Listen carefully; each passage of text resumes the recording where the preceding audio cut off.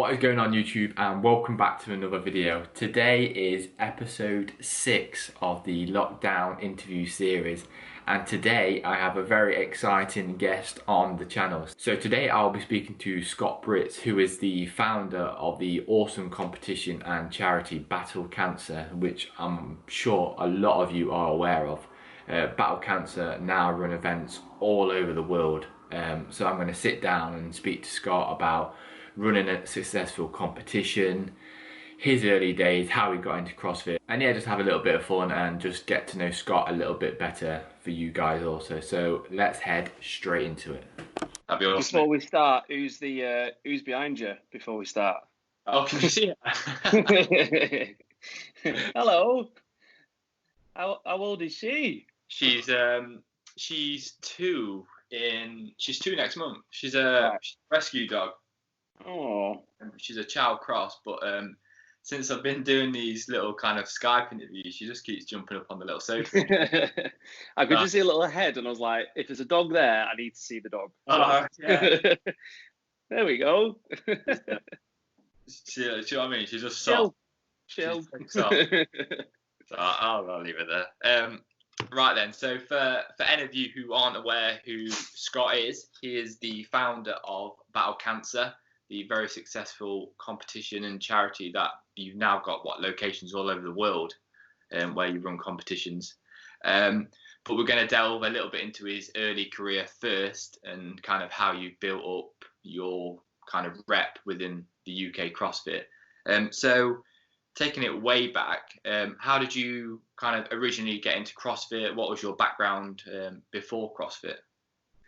So yeah, I did powerlifting before CrossFit. I was quite successful in powerlifting. I won titles like in different weight classes in like 3 different countries, and then won like international competitions. Competed at world stage, like competed in America, competed in Europe. And it was all in and around powerlifting. Like I'd done loads of kind of lads. I'd done loads of stuff before that. Predominantly before that though, it was Thai boxing and MMA, which I'd done for about 11 years. Just was really bad. Just was not a good fighter.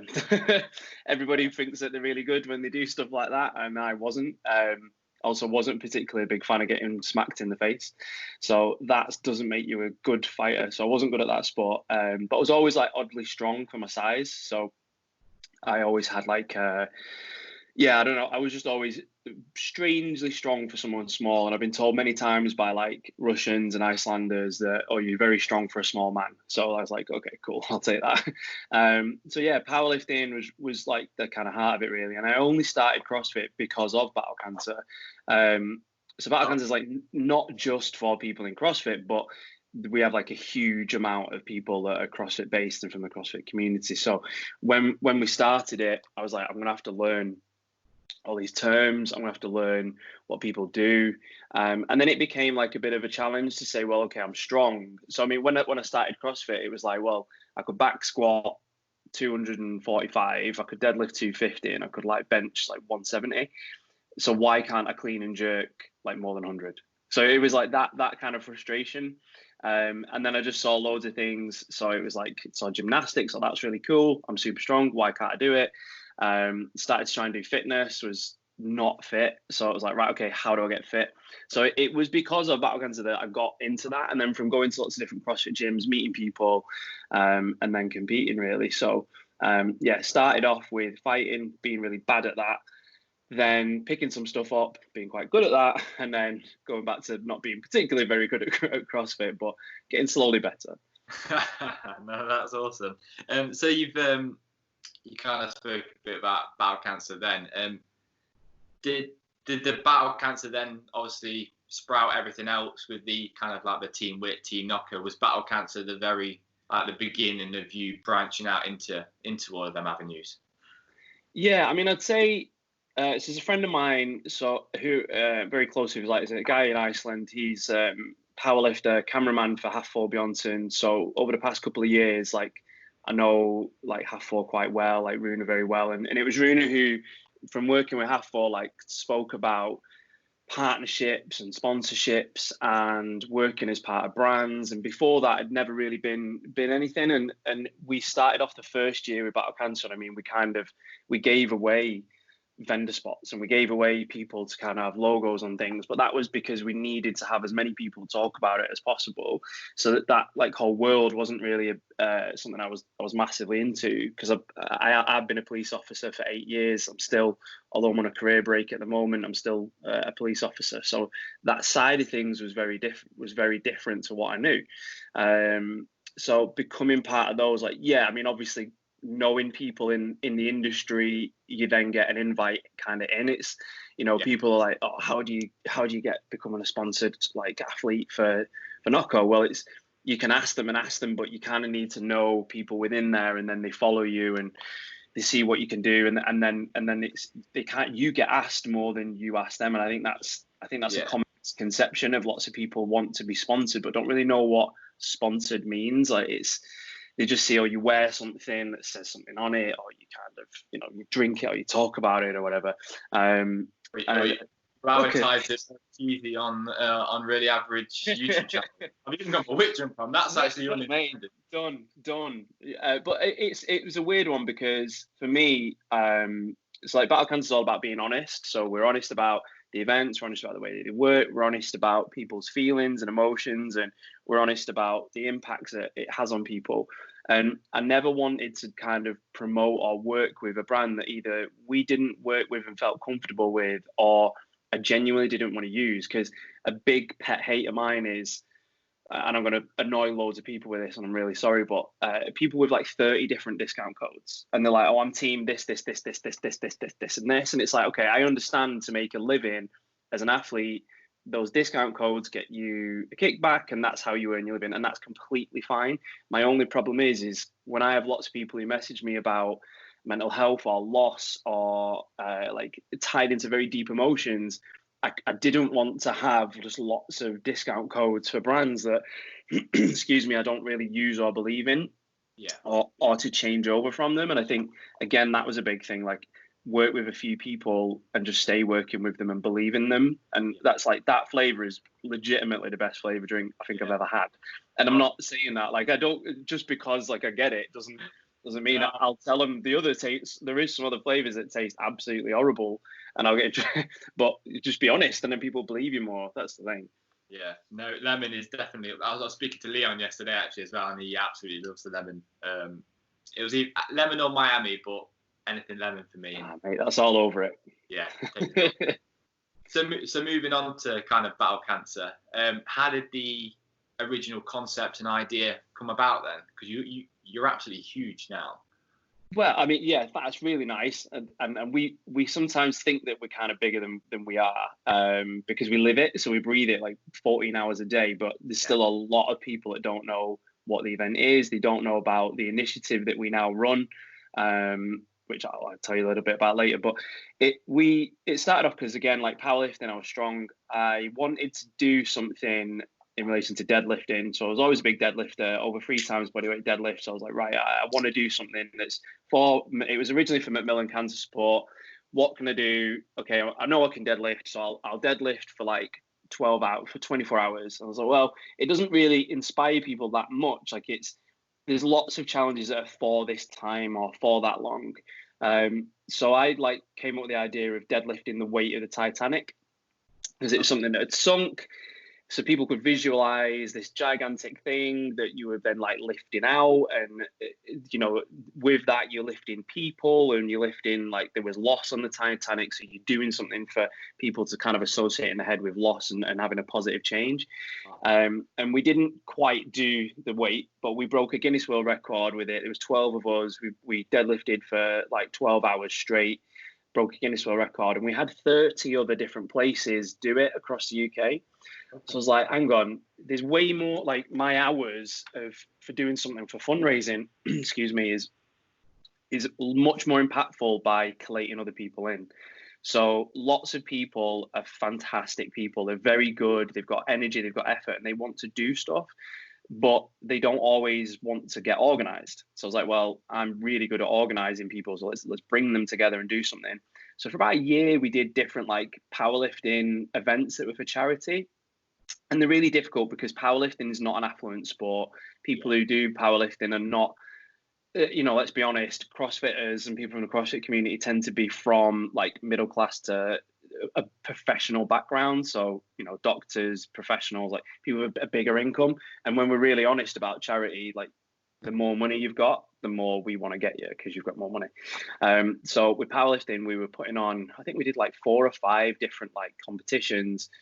And maybe each one did about $2,000, but the overall effort and the organization for that $2,000 was like, nah, this isn't right. So, and it was also very like it wasn't as inclusive because a barbell can scare people. So if you're watching your channel, like obviously you've got an interest, so it probably doesn't scare you, but for an awful lot of people, a barbell can scare people. And heavy weight, the idea of like slightly being in danger when you're doing like heavy lifts and stuff like that. So it was like, right, we need to do something. And everything to do with running, like every big charity event, is running or walking. So what about those people that just go to a gym and do 2 classes a week, or they know what a kettlebell is, they know what a dumbbell is, they know how to air squat, or they know how to lunge? Those are the people where there isn't something on a twofold. There's nothing from a charity point and there's nothing from a competition point really for those. And there's some phenomenal CrossFit competitions in the UK. I think the UK, now that I've been very lucky to experience other countries, I'd say the UK is basically spoiled for competitions in relation to how well organized they are. You've got like your sanctionals, you've got Ollie at Strength and Depth, and then you've got people like Battle for Middle Ground who, run multiple events throughout the year. You've got Tribal Clash, you've got so many different ones. But again, it was always like you were put into a box. So you were either scaled, RX, like middle ground, you were elite. And what a cancer doesn't work like that. So cancer doesn't care if you're 2 years old. It doesn't care if you're an Olympian. It doesn't care if you're an average, everyday person. So we wanted something where everybody came together, and just like unfortunately how cancer does, we didn't want any divides. So we wanted everyone to do the same thing. But the programming and how you take simple equipment to make sure that you might be way fitter than me, but we're going to do the same thing. So how do I get you to have just as good of an experience and feel tired as me? So that's how we design the programming, so that when people leave, no matter how fit or unfit they are, they feel like they've had an achievement and they feel like they've had a release and they've done something through the day. And that was what we tried to do. And I mean, the first ever Battle Cancer, I would say, was probably too CrossFitty. We did have a rig, and we had a barbell. They were all very light weights, but it was just wrong. Like the atmosphere was great, but the programming and the competition was wrong. So from the second year, that's when we got rid of all those things, and it became like how it is now. And I mean, every single competition, everyone comes up and they're like, "Oh, that's amazing," and you're very grateful for that feedback, but in the back of your head, you're like, "No, this can be so much better." And like this year, to Dublin experienced this before coronavirus, and we're very confident of some other events going on, but we now have multiple floors. So throughout the day, you have 4 different challenges as opposed to just different workouts. The overall entertainment experience and how you're treated from the moment that you walk into an event. We have a new kind of workout, which is our AMRAP, which is as much raised as possible. So at the beginning of the day, we ask you how much have you fundraised. We see the proof, and that sets off your score for the beginning of the day. Right. So we're making the playing field just even better for people, so they don't go, "Do you know what? I've been for 2 years. I'm a bit bored of it." We want people to keep coming back and go, "Wow, it was different again," and "Wow, it was different again." So it's been like an evolution of that and kind of learning where you go wrong. But it started off with me wanting to pick something up, and very quickly over kind of like a 3-year period, it's gone to, well, yeah, we have 10 listed events in 8 different countries this year. So, but like that again, it sounds really impressive, but there's 2 of us that do this full time with like an extra 2 people on that side, and then like a bigger team. But we can be bigger. Like there's so much more that we can do and get better at and grow with. So whilst it sounds like we're huge, I promise you we're not.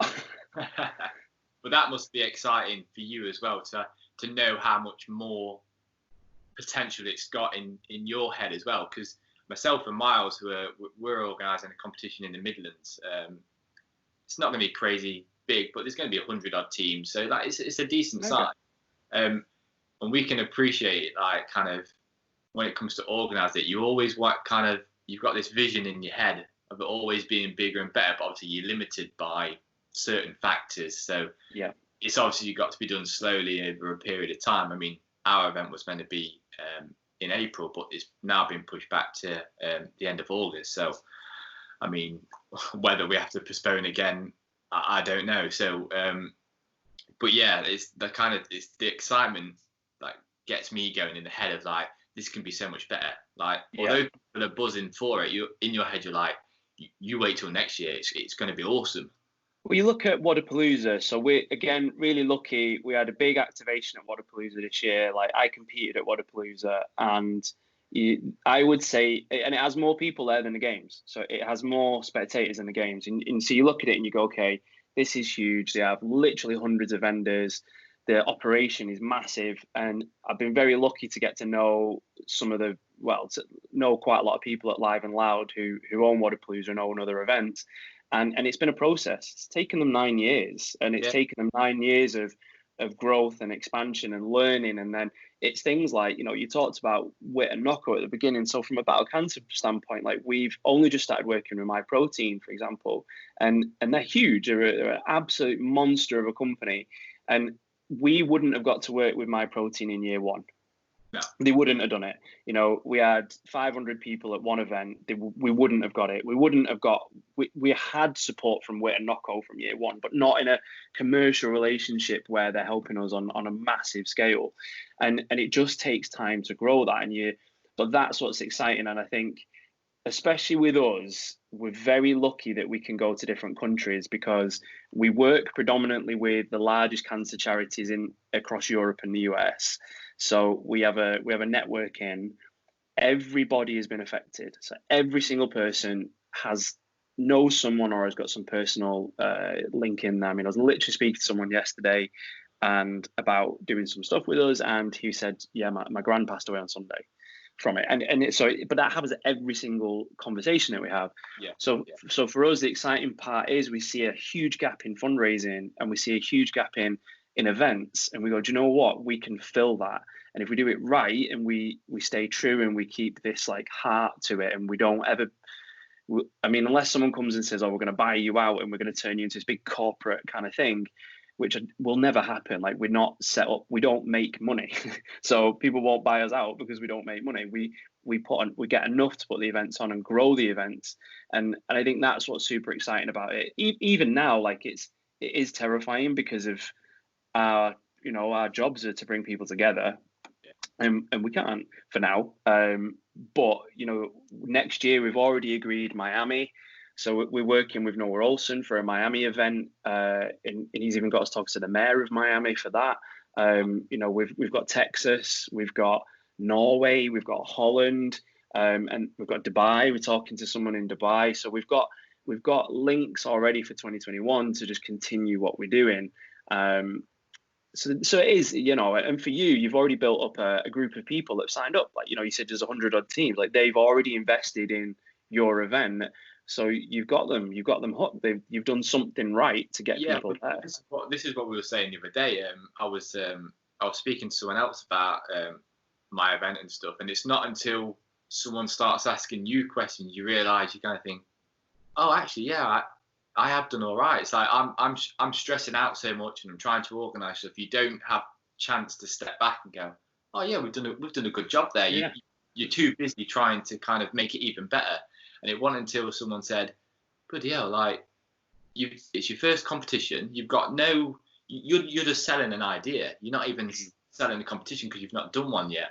And to pretty much sell out, I mean, we've got like 92 teams now out of 100, and so it's to huge. Sell out the first comp, it's like, that's something you should be proud of. So it wasn't until kind of this lockdown period is kind of giving you time to think about what you've actually done. And yeah, it's crazy really. And like, for you to say you've got stuff planned in like Miami with like Noah Olsen and Dubai and stuff, it's just like, I mean, that sounds crazy. I mean, I'm even excited for you for that. That's awesome.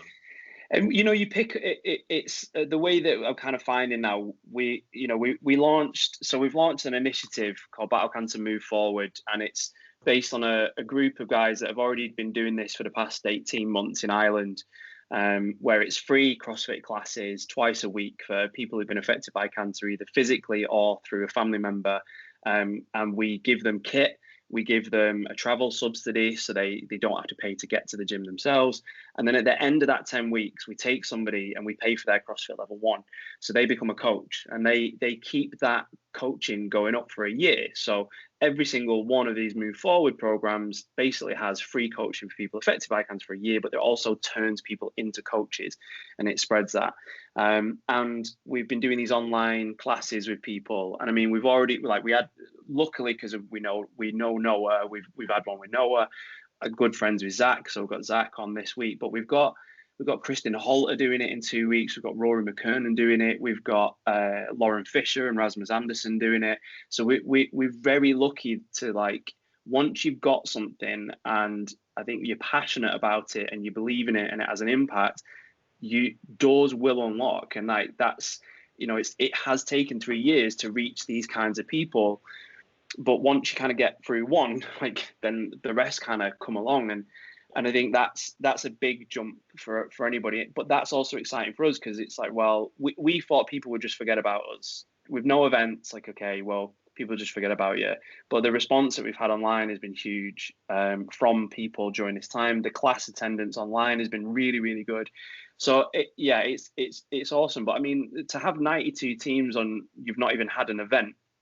It's testament to the idea and the vision that you've put out. I mean, it's not to kind of highlight this, but it adds a little bit of internal pressure for you, because you go, okay, these people have believed in it. Now I've got to kind of deliver, and you will. But in your head, you won't think that you will. You'll think, well, this was terrible. That went wrong. This was late. That wasn't as good as I wanted it to be. There was this many things on the floor. And London last year had nearly 1,400 athletes. We were running lanes of we were running 28 teams over 2 floors, and we finished early. But I still wasn't happy, because there was the beginning turnover times from the first couple of heats was way too slow. And the way that our communication system was going, and even though people will be like, mate, that was incredible, Jack, it was so good, and you'll be like, nah, it was rubbish, this was crap, I'm not happy with that. But that'll be what makes you better, and that's what will attract people to come back to you. Yeah, because I mean, although we've not even done the first event yet, in my head, I've already planned what's going to happen year 2 and year 3. But that's not me being overconfident. That's just me. I love visualizing stuff, and I think that's hopefully what will make the competition good. So year 2, I want to run 3 competitions a year. Then the year after that, I want it to maybe become a 2-day event where you can camp over and there's a DJ set, and I just got all these ideas, obviously, that you can't lay out straight away. You've got to obviously develop with the actual competition as well, organically. But yeah, it's having that kind of visual idea in your head that I think that makes planning stuff so exciting. I think it was from year 1 and year 2 of Battle Cancer were very much okay, this is awesome, we're bringing people together, and there was no plan. And then year 3, so last year, we had events in Spain, Germany, the first Irish one, we had Manchester, we had London, and then it was okay, no, now I need to plan. So you're already you're 2 years ahead of me, because I was I'd had 2 years and then been, okay, now I actually need to kind of plan what we're going to do. And it suddenly became well, we need to treat this seriously. So we need to have systems in place, from how the events are prepped and planned, and everything with it needs to become professional, but retain our heart. And now I do have a 5-year projection for where I want to have 52 events across the world.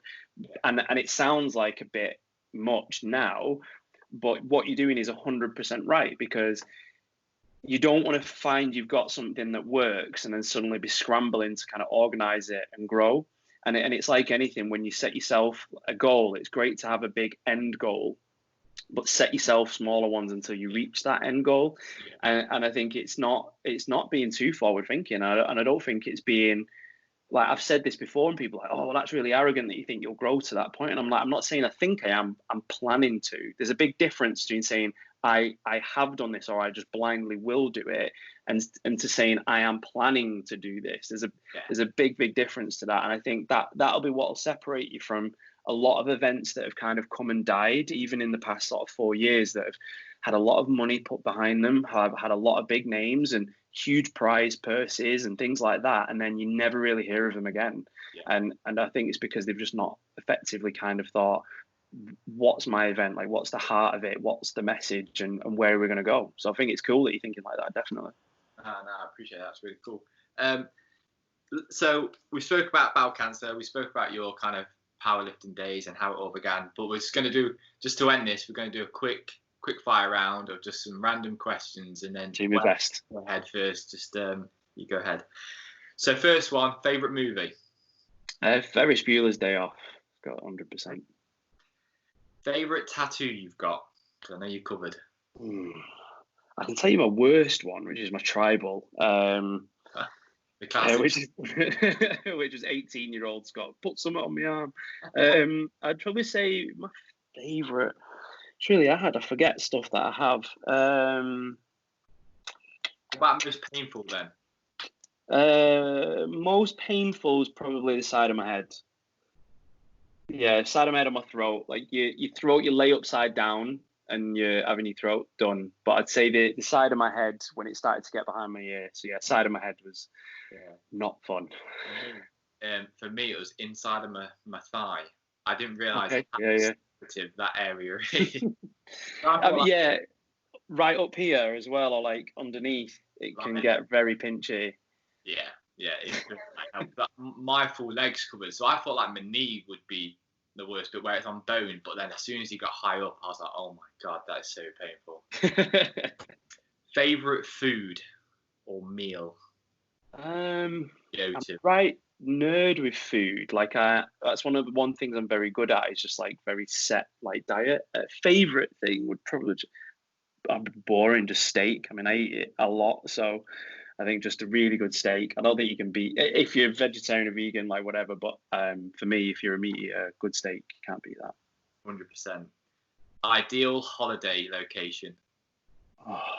See, that's one of the things everyone always says with battle cancer, like, oh, it must be so good you go on all these holidays. And I'm like, they're not holidays. It's like, I was like, I wish they were holidays. Like I've been so lucky to see so many places in the past couple of years. It's been phenomenal. But you never kind of rest there. So, I mean, to go somewhere as a holiday, Hawaii. I like to surf. So we live in Devon. I like to surf. And I think to go and not do any training, not put an event on and just chill would be Hawaii. Yeah, Hawaii is, it's got to be in my top 5 as well. Oh, she's up. Last one, if you could be a superhero, who would you be and why? That's good, because that's not who's your favourite superhero. That's like, who would you be and why? I think it would be Wolverine. Solid shout. Just because you can, I'm always moaning about being injured or being in pain, and you just heal like this. I never thought that. That's brilliant. You're made of metal, so that really helps with big lifts. And also, like, when he gets really angry, he's even stronger and stuff. So I think, got to be Wolverine. I think that would help get some good PRs. I think. And you can keep your great beard as well. Yeah, exactly. I can have this still. I might, I don't know about the sideburns that he has and the stuff, but maybe we. That's awesome. I appreciate your time today, mate. It's been really good just to kind of chat and discuss all things battle cancer. Your plans for the future. It sounds like it's going to be very exciting 2021 for you. Yeah, I mean, so we've been really lucky. We moved our Manchester event now to end of October. So we've got London on the 17th of October, and then we've got Manchester on the following Sunday. So I think it's the 25th. Are they sold out of interest? No. So I mean, this time last year, both of those events sold out in like the 2-month period between the end of May and end of July. But obviously, everything that's happened, that's completely thrown that around. And it's been difficult for us. Like, we understand that people don't want to buy tickets for an event when they literally can't even leave their homes.